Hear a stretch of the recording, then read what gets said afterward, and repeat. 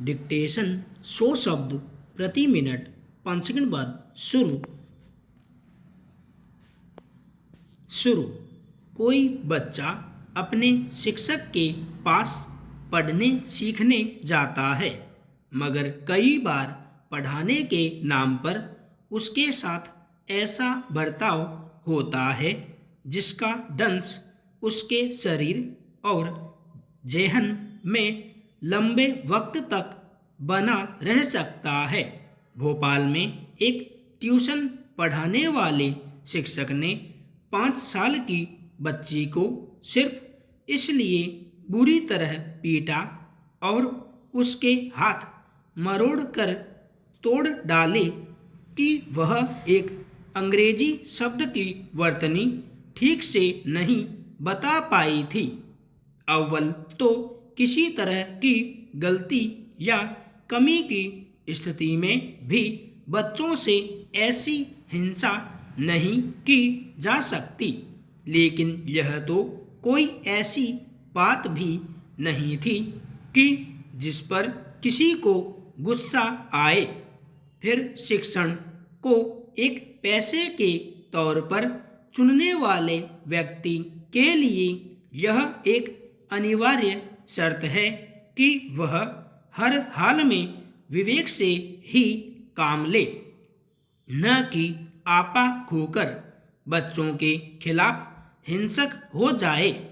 अफसोस कि हमारे यहाँ के ज़्यादातर शिक्षकों को इस तथ्य के बारे में तब भी सोचना जरूरी नहीं लगता जब बाल मनोविज्ञान और शिक्षा के मसले पर होने वाले शोध या अध्ययनों के जरिए आए दिन बताया जाता है कि शिक्षण के दौरान एक शिक्षक के भीतर गुस्सा, हिंसा या आक्रामकता के लिए जगह नहीं है। दरअसल अगर कोई शिक्षक अपने भीतर आक्रामक उतार चढ़ाव से गुजरता है तो उसे पढ़ाने के तौर तरीकों के साथ साथ बाल मनोविज्ञान और कानून के अलग अलग पहलुओं के बारे में जानने समझने की ज़रूरत है। 5 साल की उम्र कुछ भी पढ़ने सीखने के लिहाज से बिल्कुल शुरुआती दौर है। छोटे बच्चों के भीतर अभी पढ़ाई लिखाई को लेकर एक समझ बननी शुरू ही हो रही होती है। ऐसे में एक शिक्षक का दायित्व होता है कि वह पाठ की प्रस्तुति से लेकर अपने व्यवहार और बात करने के तरीके को ऐसे पेश करे कि बच्चे पठन पाठन में रुचि लें, उसके प्रति सहज हो सकें, बताई गई बातों को आसानी से ग्रहण कर सकें। इसके बजाय बहुत सारे शिक्षक एक पुरानी और गलत धारणा के शिकार होते हैं कि बच्चों को पढ़ाते समय डांट फटकार या पिटाई एक सामान्य अभ्यास है और इसी तरह से उन्हें समझाया या सिखाया जा सकता है। यह है कि शिक्षक के भीतर किसी भी तरह की आक्रामकता, उससे मिली डांट फटकार या पिटाई का असर बच्चों पर उल्टा पड़ता है।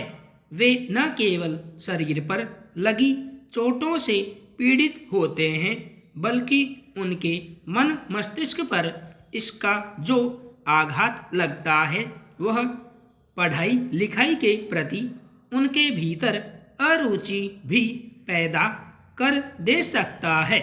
जाहिर है बच्चों को पढ़ाने लिखाने के पैसे का चुनाव सिर्फ उन्हें ही करना चाहिए जिनके भीतर बाल मनोविज्ञान की समझ हो और बच्चों की ज़रूरत और समझ के मुताबिक किसी विषय या पाठ को समझा सकने की क्षमता हो।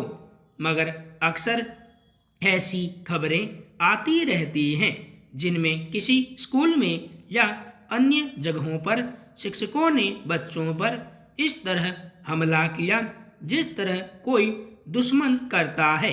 हाल ही में दिल्ली में एक शिक्षक ने एक बच्ची पर कैंची से हमला किया, फिर उसे पहली मंजिल से नीचे फेंक दिया। इसी तरह उत्तर प्रदेश में एक शिक्षक ने 2 का पहाड़ा न सुना सकने जैसी मामूली बात पर 11 साल के एक बच्चे के हाथ पर छेद करने वाली मशीन चला दी। विडंबना यह है कि बच्चों को डांट फटकार या पिटाई पर सख्त कानूनी पाबंदी होने और इसे लेकर सुप्रीम कोर्ट के स्पष्ट निर्देशों के बावजूद कुछ शिक्षक इस तरह की हिंसक प्रवृत्ति को नहीं छोड़ पा रहे। मताधिकार की सफलता इसी बात में है कि हर नागरिक इसका उपयोग कर सके, मगर पढ़ाई लिखाई, नौकरी, रोजगार, दिहाड़ी मजदूरी आदि के चलते बहुत सारे लोग अपना मूल स्थान छोड़कर विभिन्न राज्यों में रहने को विवश हैं। इसलिए वे चुनावों में अपने मताधिकार का उपयोग नहीं कर पाते। निर्वाचन आयोग के मुताबिक पिछले आम चुनाव में करीब 30 करोड़ लोग अपने मताधिकार का इस्तेमाल नहीं कर पाए। ऐसा हर चुनाव में होता है। इसलिए लंबे समय से मांग उठती रही थी कि ऐसे लोगों के लिए मतदान का कोई व्यवहारिक उपाय निकाला जाना चाहिए। उसी के मद्देनजर निर्वाचन आयोग ने घरेलू प्रवासियों के लिए रिमोट वोटिंग मशीन यानी RVM शुरू करने का प्रस्ताव पेश किया है। इस पर विचार विमर्श के लिए अगले महीने सभी राजनीतिक दलों को आमंत्रित किया गया है। आयोग का कहना है कि इस मशीन को त्रुटिहीन बनाया और इंटरनेट से नहीं जोड़ा जाएगा। हालांकि इस प्रक्रिया को लागू करने की राह में कई कानूनी और तकनीकी रोड़े हैं जिन्हें दूर करना जरूरी होगा, मगर आयोग फिलहाल इसे प्रायोगिक तौर पर लागू करना चाहता है और फिर इस दिशा में आगे बढ़ा जा सकेगा। कई चुनाव विशेषज्ञ इसे एक क्रांतिकारी पहल मान रहे हैं। सैद्धांतिक तौर पर यह पहल निसंदेह सराहनीय है, मगर जिस तरह अभी तक EVM को लेकर भ्रम बने हुए हैं और हर चुनाव के बाद कुछ आवाजें मतदान में हुई गड़बड़ी को लेकर उठती रहती हैं, उसमें स्वाभाविक ही RVM भी संदेह से परे नहीं होगी। जब मतदाता पहचान पत्र को आधार कार्ड से जोड़ने का प्रस्ताव आया, तब भी इसी शंका के चलते सवाल उठे थे कि कोई भी बाहरी व्यक्ति मतदान में गड़बड़ी कर सकता है। इसलिए RVM को पूरी तरह भरोसेमंद बनाना होगा। विपक्षी कांग्रेस ने इसे लेकर शुरू में ही विरोध जाहिर किया है कि इससे मतदान के प्रति लोगों का भरोसा कमजोर होगा। जाहिर है दूसरे दलों की तरफ से भी ऐसे एतराज उठने की संभावना है, मगर यह प्रस्ताव अगर किन्हीं वजहों से व्यावहारिक रूप नहीं ले पाता तो ऐसे करोड़ों लोगों का मताधिकार प्रश्नांकित होता रहेगा।